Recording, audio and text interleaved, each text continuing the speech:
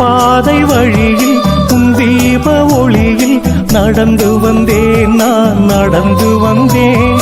உன் பாதை வழியில் உன் தீப ஒளியில் நடந்து வந்தேன், நான் நடந்து வந்தேன். உன்னருள்